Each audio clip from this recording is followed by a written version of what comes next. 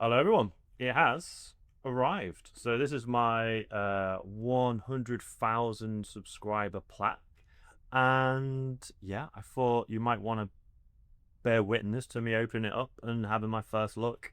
So yeah, it didn't arrive immediately like this. There was a label with my address on that I should have taken off, but still sealed up.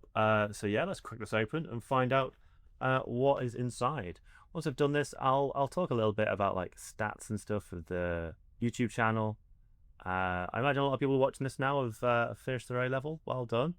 Um, Hopefully you finished all of your A levels and you can enjoy the summer.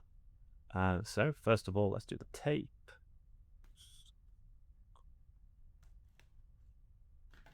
Okay. Now these are like smaller than they used to be, and they used to be huge. Oh, very fancy. But the company that makes these are Society Awards in America, so it got made in America. Same company, I think, that does the Oscars and some of the other big awards. So possibly not the same level of quality, but who knows? Uh, let's take this off. Oh, I got a little letter. That's nice.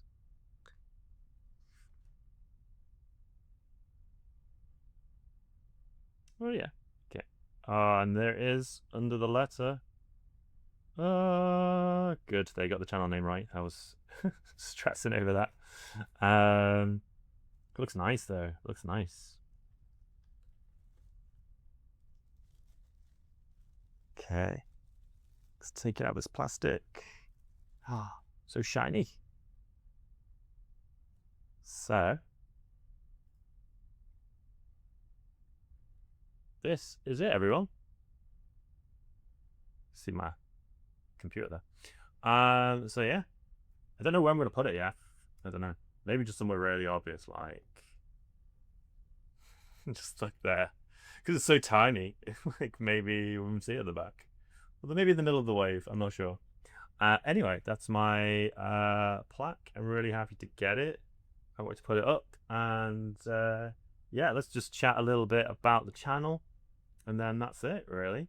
Um, so yeah, so I've been doing this now. Let's have a look. I'm gonna pull up my YouTube stats. So lifetime views, take a guess. That is 16 million views. 16 million views. So as you're probably aware, I update my videos on a relatively frequent pace. Maybe as the spec changes, I get better. So more than half my videos aren't visible anymore. But yeah, across every video that I've ever uploaded over the course of the years I've been doing this, 16 million views, which is pretty wild to think about.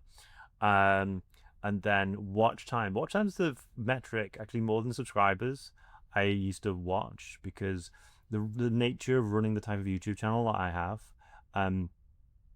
I actually don't have that many subscribers based on the number of views and watch time that I have. Because, and I'm worried this video will do it as well, when people see me later on, they've done their A level, and my little face pops up, goes, "Hi, let's do some social influence." Like, what's this guy still doing in my stream? Unsubscribe. So yeah, apparently I did some analytics and looking at this. If my views and watch time was in line with my subscribers, or my subscribers are in line with my views and watch time, I actually have more like 300,000 subscribers, which is a bit wild.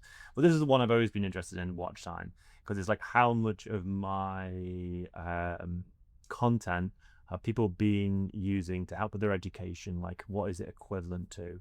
And I'm currently on 1.1 million hours of watch time. I stopped tracking that a little while ago because there was a point where I was like, I really want X, and I think it was like 80 years worth of watch time. I was like, when I get there, I've like, I've done my good for the world. I've done one human's lifetimes with no sleep, no rest breaks, worth of education to individual students. But then I also, like, I know I get straight in classes, so yeah, it's pretty more than that. But I think that was about, I can't remember exactly what the number was for that, but 1.1 million. I think it's about 120 years now, which is, it's pretty cool. It's pretty cool. Oh yeah, actually, I know when it was. It was February the 14th on 2017. So I don't know what everyone else was doing for Valentine's Day that day, but I was making and uploading my first YouTube video.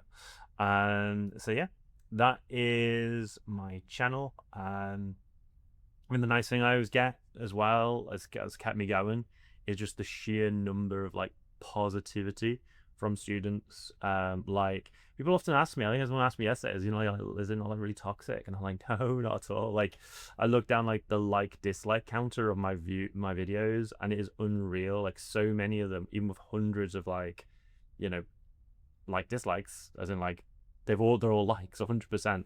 I think the most of my videos are like 97, 98, 99% likes, and that's pretty good. That, you know, people do like my content.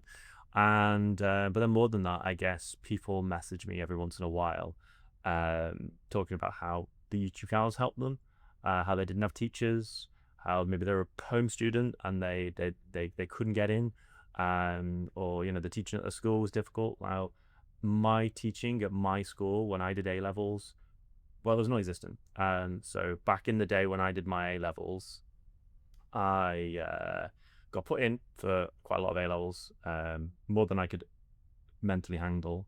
And the A8 levels that they put me in was online learning. Interesting, isn't it? But I am pretty old. So online learning back in the early 2000s was like a few pixels on the screen. Someone went on webcam. They did 3 sessions with us, 3 sessions that were awful. And then the school was like, this isn't working. You carry on your AS level. Here's a textbook we found. Do it yourself. And you know, I didn't. I struggled with that kind of like lack of support and lack of guidance. And I famously failed, as in not just like did poorly. I literally got a U in AS psychology. AS psychology. So I didn't take it to A2. I learned enough to go, this kind of interest into something maybe I'd want to do in the future, but I just, you know, hands up, you know, gave up on that. And Psych Boost has fundamentally, for me, been a project to give anyone who was like me an option. Like, I'm not trying to be literally the best teacher of psychology by doing this. I'm trying to create a bar which nobody can fall below. So that was the intention of it. I also, you know, I also struggled a degree as well. I retook my second year, but ultimately, my final year, I did figure stuff out. I did figure out like what I needed to do. And then I did 2 dissertations. I split my third year in half and into 2 years. Spent all my time and effort becoming the best student that I could possibly be. And then when I finished, my psychology dissertation was the second best out of 120 students. So imagine that I was literally like the worst student of the entire cohort, and I jumped all the way up to second best. Then the philosophy dissertation was the best in the year. There was a lot less students though, so it was less competition. But yeah, so I am making right now, and the next thing that I upload is going to be a pair of videos, I think, or just one video, I'm not sure yet. One for teachers, one for students, or just one for students, about what it takes to find yourself in a difficult position academically and actually get somewhere and actually find out how to crack it. It's maybe a video that I've been wanting to do for a very long time, but never really got around to. So hopefully you can watch that, even if you've done your A levels. If you've struggled through it, if you know maybe you know only 6% are going to get an A star, and only 20% will get an A or an A star. Maybe you felt that you potentially deep down were capable of that, but you never achieved it. And maybe this next section of your education you want to get there, then yeah, maybe you'll be interested in watching that. Hopefully you will have. You'll be out there in the next 2 weeks. So yeah, that's it, everyone. That's my plaque.